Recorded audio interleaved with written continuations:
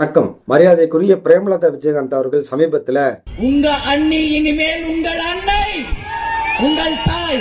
நான் அண்ணி கிடையாது, இனிமேல் அம்மா அப்படின்னு சொல்லியிருக்காங்க.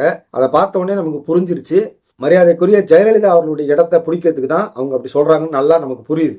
ஏன்னா இப்போ ஒரு வெற்றிடம் இருக்கு. ஜெயலலிதா அவர்கள் இருக்கும்போது நிச்சயமா அப்படி சொல்லவே முடியாது. சொன்னா என்ன நடக்கும்னு நம்ம எல்லாருக்குமே தெரியும். எனக்குமே அதை கேட்கும்போது சந்தோஷமா தான் இருந்துச்சு. ஒரு பெண் முக்கியமான இடத்துக்கு நல்லது செஞ்சா, அதுவும் மம்தா பானர்ஜி மாதிரி கதர் சேலை கட்டிக்கிட்டு அப்படி லப்பர் செருப்பை போட்டுக்கிட்டு பொதுமக்களா என்ன பண்றீங்க, நல்லா இருக்கீங்களா அப்படின்னு கேட்கறத பார்க்க எங்களுக்கு ஆசையா தான் இருக்கு. அந்த மாதிரி தமிழ்நாட்டில் நடக்காதா அப்படின்னு பாக்குறதுக்கு ஆசையா தான் இருக்கு.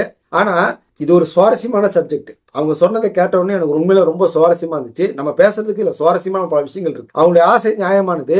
ஆனா சில விஷயங்களை அவங்க செய்யணும், சில விஷயங்களை அவங்க செய்யக்கூடாது. அப்படி இருந்தா மட்டும்தான் அம்மையார் ஜெயலலிதா அவர்களுடைய இடத்துக்கு அவங்க நிச்சயம் வர முடியும். அப்படி அவங்க என்ன செய்யணும், அவங்க என்ன செய்யக்கூடாது அப்படிங்கறத தான் இந்த வீடியோவில் நம்ம பார்க்க போறோம். முழுசா இதை பார்த்தீங்கன்னா நான் சொல்றதுடைய அர்த்தம் உங்களுக்கு புரியும். கேட்டதுக்கு பிறகு திட்டுறவங்க திட்டலாம், ஆமா நீ சொல்றது சரிதான் அப்படின்னு சொல்றவங்க சொல்லலாம். நம்ம சேனலை சப்ஸ்கிரைப் பண்ணுங்க, நம்ம தொடர்ந்து பயணிப்போம். நான் செந்தில், இது தமிழ் கூடாரம்.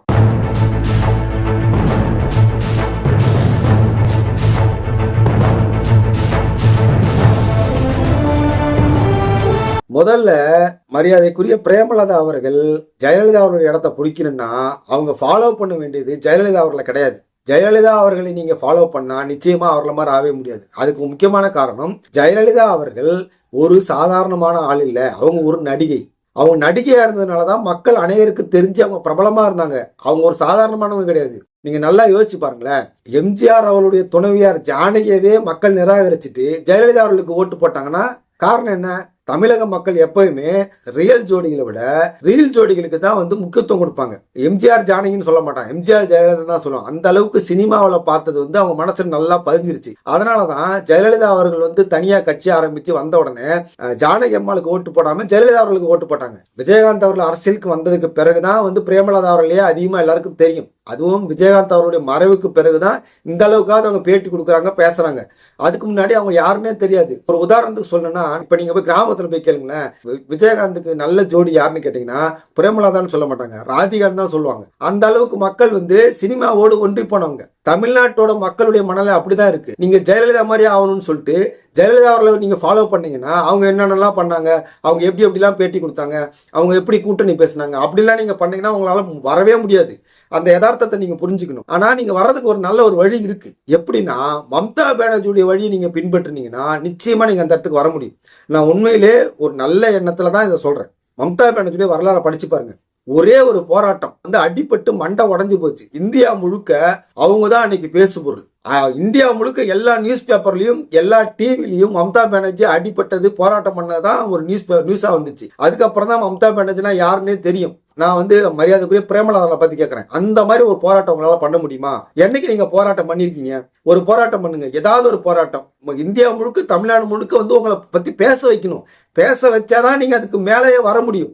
ஆனா நீங்க அந்த மாதிரி எதுவுமே பண்ணவே இல்லை. பண்ணாத போது ஜெயலலிதா அவருடைய இடத்துக்கு வர்றேன்னா எப்படி வர முடியும்? அப்புறம் இன்னொரு முக்கியமான பிரச்சனை இருக்கு. உங்களுக்கு யாராவது ஒரு எதிரி வேணும். எதிரி இருந்தாதான் மேல வர முடியும். இப்ப மம்தா பானர்ஜியோட எதிரி யாரு? கம்யூனிஸ்ட். அதனாலதான் அவங்க இன்னைக்கு மேலே ஏறி முதலமைச்சரா வந்திருக்காங்க. தமிழ்நாட்டை எடுத்துங்க. திமுகவுக்கு எதிரியாரு? அதிமுக. அதிமுகவுக்கு எதிரியாரு? திமுக. காங்கிரஸ்க்கு எதிரியாரு? பிஜேபி. பிஜேபிக்கு எதிரியாரு? காங்கிரஸ். விடுதலை சிறுத்தைக்கு எதிரியாரு?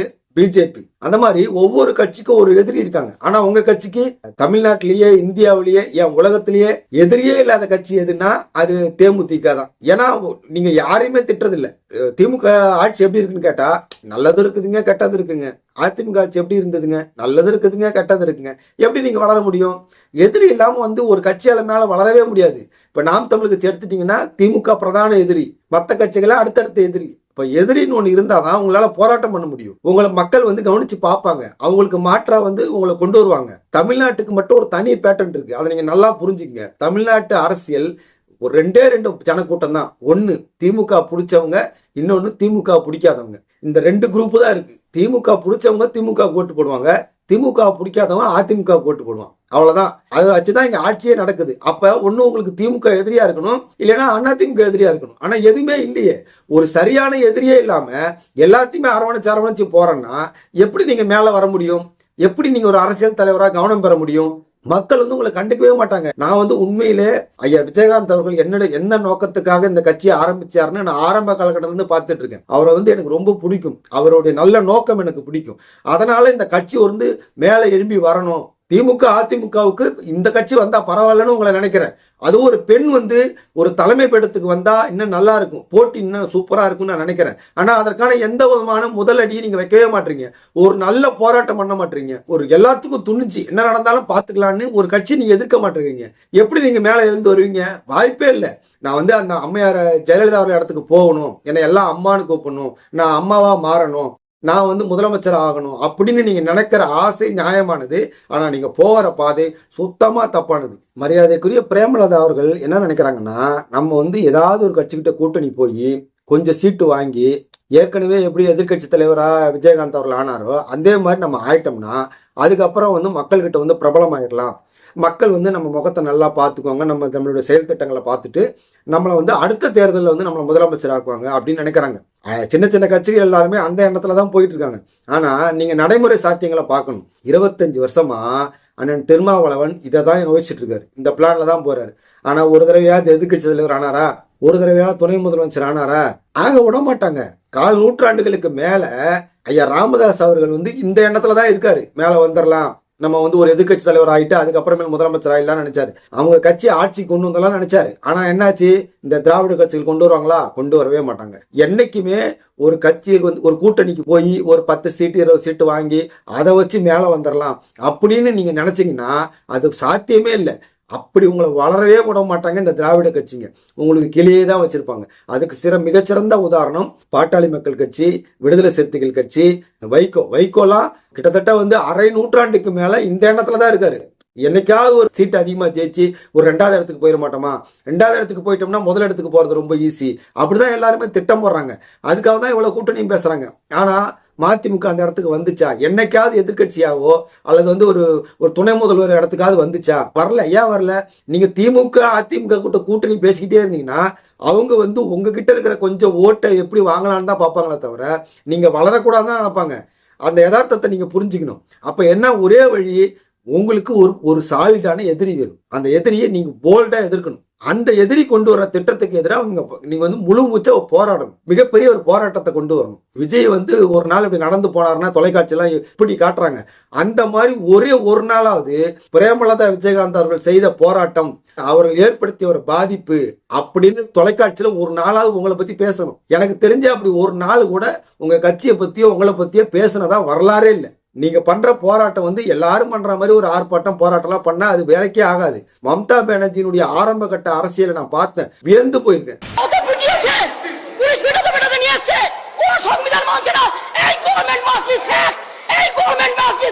சரிங்களா? அவங்கள மாதிரி ஒரு பயம் இல்லாத, அதே நேரத்தில் எளிமையான ஒரு முதலமைச்சரை, ஒரு அரசியல் கட்சி தலைவியை உண்மையிலே அந்த இந்தியா பார்த்ததே இல்லை. அவங்க மேல நிறைய குறைகள் இருக்கலாம், விமர்சனம் இருக்கலாம். அதுக்கு அப்பாற்பட்டு கதற சேலை கட்டிக்கிட்டு லப்பர் செருப்பு போட்டுக்கிட்டு பொதுமக்களா அவங்க நடந்து போய் அவங்க பேசுறதா இருக்கட்டும். ஒரு பிரச்சனைன்னு வந்துருச்சுன்னா களத்துல அவங்க வந்து உயிரே பண்ணலாம் பரவாயில்லன்னு கீழே இறங்கி வேலை செய்யறது. அந்த அசாத்திய துணிச்சல்லாம் வந்து நான் ஜெயலலிதா அவர்கிட்டே பார்த்ததில்லை. இது கொஞ்சம் மிகப்படுத்தி சொன்னதா இருக்கலாம், உண்மையிலே பார்த்ததில்லை. கிட்டத்தட்ட 34 வருஷமா கம்யூனிஸ்ட் கோட்டையை மேற்கு வங்கத்துல உடைக்கவே முடியல. யாராலையுமே உடைக்க முடியல. பிஜேபியாலும் உடைக்க முடியல, காங்கிரஸாலும் உடைக்க முடியல. ஆனா மம்தா பானர்ஜி அதை நான் உடைச்சே தீர்வுன்னு அந்த அரசியலுக்குள்ள நுழைஞ்ச உடனே முதல்ல அவங்க பண்ணது அடி வாங்கினாங்க. ஒரு போராட்டத்துல தொண்டர்கள் பின்னாடி வரும்போது முன்னாடி நடந்து போய் முதல்ல அடி வாங்கினாங்க, அடிச்சு காயப்படுத்தினாங்க. அது வந்து டிவியில அந்த வீடியோ அந்த போட்டோ எல்லாம் மிகப்பெரிய அளவுக்கு பிரபலமாச்சு. மக்கள் வந்து அப்பதான் அவங்களை கவனிக்க ஆரம்பிச்சாங்க. அதுக்கப்புறம் தான் அவங்க அரசியல் தலைவராக மெர்ஜானாங்க.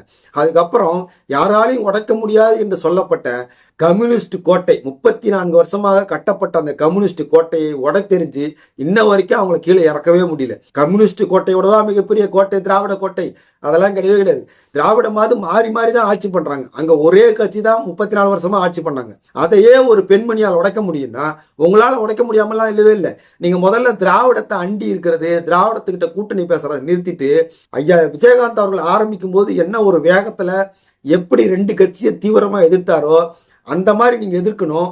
ஐயா விஜயகாந்த் அவர்கள் செய்யாத போராட்டத்தை கூட நீங்க செய்யணும். போராடி மீடியாவோட லைம்லைட்டுக்கு நீங்க வந்தீங்கன்னா நிச்சயமா நீங்க ஜெயலலிதா இடத்தை நீங்க பிடிக்கலாம். அது வரைக்கும் நீங்கள் வாயில பேசலாமே தவிர நிச்சயமா நீங்க ஒரு மதிமுக எப்படி இருக்கோ, விடுதலை சிறுத்தை கட்சி எப்படி இருக்கோ, பாட்டாளி மக்கள் கட்சி எப்படி இருக்குதோ அப்படி ஒரு கட்சியா தான் நீங்க இருந்துகிட்டே இருக்க முடியுமே தவிர ஒரு காலமும் அம்மையார் ஜெயலலிதா அவர்கள் இடத்த நீங்க பிடிக்கவே முடியாது. இந்த யதார்த்தத்தை நீங்க புரிஞ்சுக்கிட்டீங்கன்னா தான் உங்களுடைய கட்சி நல்லா இருக்கும். இது நீங்க நல்லா கட்சி நல்லா இருக்கணும், நீங்க மேல வரணும். ஐயா விஜயகாந்த் அவர்கள் கண்ட கனவை நீங்க நிறைவேற்றுங்கிற நல்ல எண்ணத்துல தான் சொல்றேன். மாற்றத்தை விரும்புகிற மக்கள் தான் உங்களுக்கு ஓட்டு போடுவாங்க. அவங்க தான் உங்களை அம்மையார் ஜெயலலிதா அவர்கள் இடத்துக்கு கொண்டு வந்து உட்கார வைப்பாங்க. சரிங்களா? மாற்றத்தை நீங்க விரும்புறீங்க. நீங்க எங்க விரும்புறீங்க? திமுக சீட்டு பேசுறீங்க, இல்லைன்னா அண்ணா திமுக கூட்டணி பேசுறீங்க, இல்லைன்னா விஜய் கிட்ட கூட்டணி பேசுறீங்க. இதுல எங்க மாற்றம் இருக்கு? ஏன் உங்க மக்கள் உங்களுக்கு ஓட்டு போடணும்? அதுக்கு பேசாம திமுக ஓட்டு போயிடலாமே, இல்லைன்னா அண்ணா திமுக ஓட்டு போடலாமே, இல்ல விஜய்க்கே ஓட்டு போடலாமே. இவங்கெல்லாம் யாருமே சரியில்லை, நான் வந்தா சரியா எல்லாத்தையும் செய்வேன், இந்தந்த திட்டங்களை செய்வேன், இந்த மாதிரி புது புது திட்டங்கள் என்கிட்ட இருக்கு, யாரும் யோசிக்காத விஷயத்த நான் யோசிச்சிருக்கிறேன், யாரும் செய்யாத அதிரடி திட்டத்தை நான் செய்ய போறேன் அப்படி சொன்னாதானே மக்கள் உங்களுக்கு ஓட்டு போடுவாங்க. உங்களை பரவாயில்லையே, ஜெயலலிதா ஒருத்தர் தான் பெண் புலின்னு நினைச்சோம், அவங்க தான் பெரிய அரசியல்வாதி நினைச்சோம், பிரேமலதா கூட மிகப்பெரிய அரசியல்வாதி போலயே, இப்படி பேசுறாங்க, இவ்வளவு நல்ல திட்டங்கள் சொல்றாங்க, இப்படி அதிரடியா போராட்டம் பண்றாங்க, இப்படி அதிரடியா எல்லாத்தையும் எதிர்த்து பேசுறாங்க, எல்லாத்துக்கும் சவால் விடுறாங்க, சிம்ம சொப்பனமா இருக்காங்க அப்படின்னு மக்கள் ஆச்சரியப்பட்டா தானே அவங்களை கொண்டு வந்து அம்மா இடத்துல உட்கார வைப்பாங்க. ஒரு கூட்டத்தில் போய் உட்காந்துட்டு நான் இனிமேல் அண்ணி கிடையாது, நான் இனிமேல் எல்லாருக்கும் அம்மா அப்படின்னு நீங்க சூசகமா ஜெயலலிதா அவர்களோட இடத்துக்கு நான் தான் வரப்போறேன், நான் தான் இனிமேல் இந்த தமிழ்நாட்டுக்கே அம்மா அப்படிங்கிற மாதிரியான தோற்றத்தை எப்படி நம்புறீங்க? இது எப்படி உங்க தொண்டர்கள் ஏத்துக்குவாங்க? எப்படி நீங்க செயல்படுத்த போறீங்க?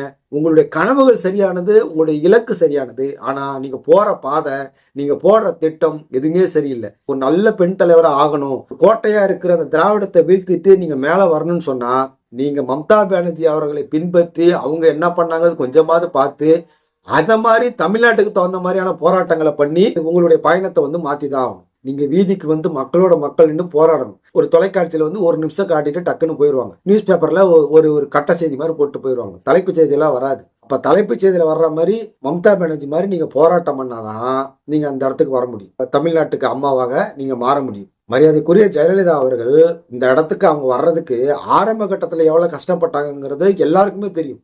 அவங்க நடிகையா இருந்தாலும், பிரபலமா இருந்தாலும், ஏற்கனவே அரசியல்ல இருந்தாலும், பதவியில இருந்தாலும் உடனடியாக அதிமுகவுடைய கட்சி தலைவர் பதவி அவங்களுக்கு உடனே வரல.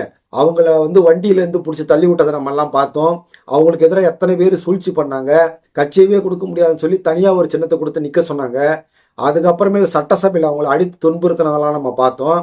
அவ்வளவும் பண்ணி போராடி ஜெயிலுக்கு போய் பல நேரங்கள்ல கஷ்டப்பட்டு தான் அவங்க அந்த இடத்துக்கு வந்திருக்காங்க. சும்மா ஈஸியெல்லாம் வரல. திரைப்பிரபலமா இருந்து ஏற்கனவே அரசியல்ல இருந்தவங்களே அவ்வளவு கஷ்டப்பட்டு வரும்போது நீங்க ஒரு சினிமா பிரபலம் இல்ல. ஏன் விஜயகாந்த் அவருடைய மனைவி என்கிற ஒரு தகுதியினாலேயே உங்களை யாருமே மக்கள் அங்கீகரிக்க மாட்டாங்க. நீங்க போராடி ஒரு அரசியல் கட்சி தலைவரா மக்கள் மத்தியில மக்களுடைய மனசுல இடம் பிடிச்சாதான் நீங்க அந்த இடத்துக்கு வர முடியும். அப்படி பண்ணா மட்டும்தான் நீங்க சொல்ற மாதிரி தமிழ்நாட்டுக்கு அம்மாவா நீங்க மாற முடியும். இதுல நான் சொன்னதுல ஏதாவது தவறு இருந்துச்சுன்னா நீங்க என்ன சுட்டி காட்டலாம். சரின்னா சரின்னு சொல்லுங்க. உங்களுடைய கருத்துக்களை மறக்காம பதிவு செய்யுங்க. மறக்காம நம்ம சேனலை சப்ஸ்கிரைப் பண்ணுங்க. மீண்டும் ஒரு வீடியோல உங்களை சந்திக்கிறேன். நன்றி, வணக்கம்.